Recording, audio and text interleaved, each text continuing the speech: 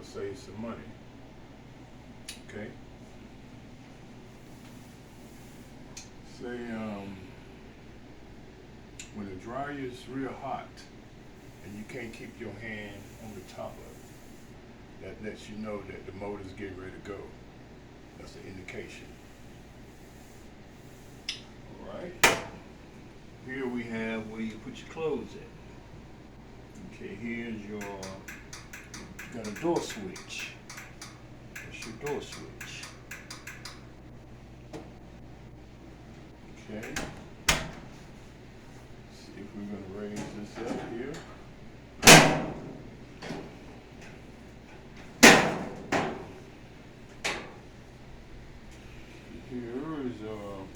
Here's your drum. Got your belt.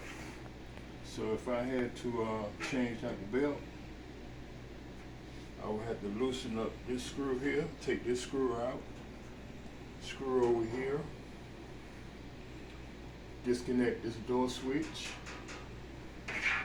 and I would pull this out, and everything would drop down, and I can go ahead and change the belt out.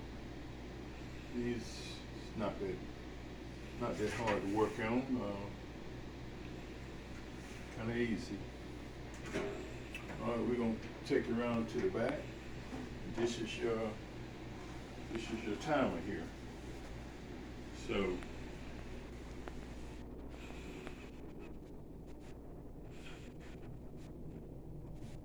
if you gotta change your time out, make sure you unplug these components, your wire harness. Make sure you got the right one, match it up. You know, you don't have but 2 screws to it. That'll take care of that. And down here, this is your element. This whole assembly here.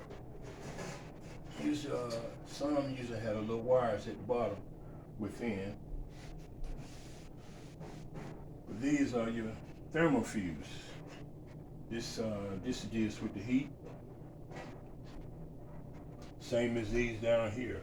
So if I had to test one, or if one went bad, then I would take one off at a time.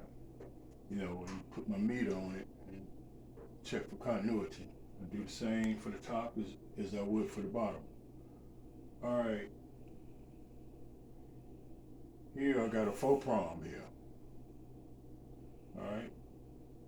Red on the opposite side, white in the center for neutral, black on the other side. And this would be my ground wire. So down here will be a thermal fuse too. Normally when they go out, they just stop working. It's normally this one right here. But it's always good to put a test on it to make sure. You know. So this will discontinue our presentation. Thank you.